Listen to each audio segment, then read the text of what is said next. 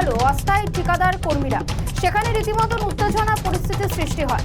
আধিকারিকদের কাছে বারংবার জানানো হলো কোনো রকম কোনো সুরাহা পাওয়া যায়নি। আর তারপরে তারা বকেয়া বেতনের দাবিতে আপনাদেরকে দেখাচ্ছি সেই ছবি। পানিহাটি পুরসভা বন্ধ করে বিক্ষোভ অস্থায়ী ঠিকা কর্মীদের। বারংবার পুরসভার আধিকারিকদের জানানোর পরেও কোনো রকম কোনো ব্যবস্থা নেয়নি পুরসভার এই আধিকারিকেরা, এবং তারপরেই আজকে পুরসভা বন্ধ করে বিক্ষোভ দেখায় অস্থায়ী ঠিকা কর্মীরা। এবং তারা বলেছেন অনেকদিন ধরেই তারা জানিয়েছেন, কিন্তু কোনো রকমভাবেই তাদের কথাতে কর্ণপাত করা হয়নি। আর তারপরেই তাদের আজকে বিক্ষোভ, এবং সেই বিক্ষোভে আজকে অনেক অস্থায়ী ঠিকা কর্মীরা সেখানে আজকে উপস্থিত হয়েছিলেন। সেই ছবি আপনারা দেখতে পাচ্ছেন, যে যেখানে পানিহাটি পুরসভা বন্ধ করে বিক্ষোভ দেখিয়েছে অস্থায়ী ঠিকাদার কর্মীরা।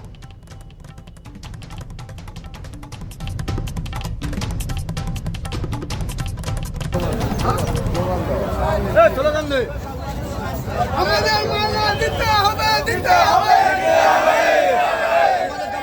আমাদের দাবি মানতে হবে, মানতে হবে, আমাদের মাইনে অবিলম্বে দিতে হবে, দিতে হবে,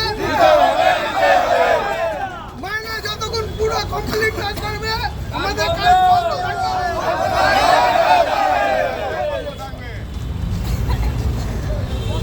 টাকা কোথায় গেল? টাকা কোথায় গেল? সব কি শুনতেছে উঠলো টাকা? আমাদের মাইনে হচ্ছে না কেন? কর্তৃপক্ষ জবাব চাই, জবাব দাও। আমাদের দীর্ঘদিন ধরে মাইনে হচ্ছে না কেন? কর্তৃপক্ষ জবাব চাই, জবাব দাও।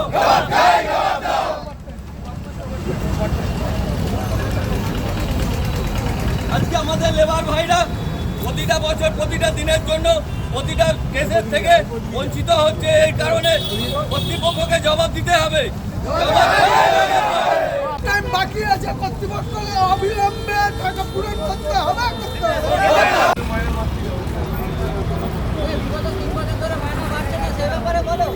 বকেয়া মাইনে বা বকেয়া ওভারটাইমের টাকা যতক্ষণ না পরিশোধ হবে আমরা এই কাজটা বন্ধই রাখবো। আমাদের এই দাবি চলবে। পৌর প্রধান বা পৌর কর্তৃপক্ষকে জানিয়েছেন আপনারা? আমরা পৌর কর্তৃপক্ষকে জানিয়েছি, চেয়ারম্যান সাহেবকে জানিয়েছি। চেয়ারম্যান সাহেব এই বিষয় নিয়ে কোনো কথা বলছেন না। উনি ডাইরেক্টলি ফোনে কথা বলছেন যে তোমরা কাজে যাও, তোমাদের মাইনে হয়ে যাবে। তো এরকম ধরে আমরা কন্টিনিউ বলে যাচ্ছি। আজকে গত মাস থেকে আমরা বলে যাচ্ছি এই নিয়ে। আজকে সবাই যত লেবার ভাইরা আছে সবাই আজকে সব একজোট হয়ে সবাই বলছে না আজকে আমাদের মাইনে হবে, আমাদের ওভারটাইমে যত বকেয়া টাকা রয়েছে আমাদেরকে সবাইকে মেটালে তারপর আমরা সবাই যে যার মতো আগে যেরকম সব সবাই কাজের মধ্যে সব যুক্ত ছিলাম, সবাই আবার কাজের মধ্যে ফিরবো। যতক্ষণ না আমাদের এই মাং পূরণ হবে আজকে আমাদের এই আন্দোলন চলছে। আগামী দিনে যদি তারা কথা যদি না শোনে তাহলে এই আরও গভীরতম আন্দোলন আমরা করব। আমার নাম সুবিদ দাস।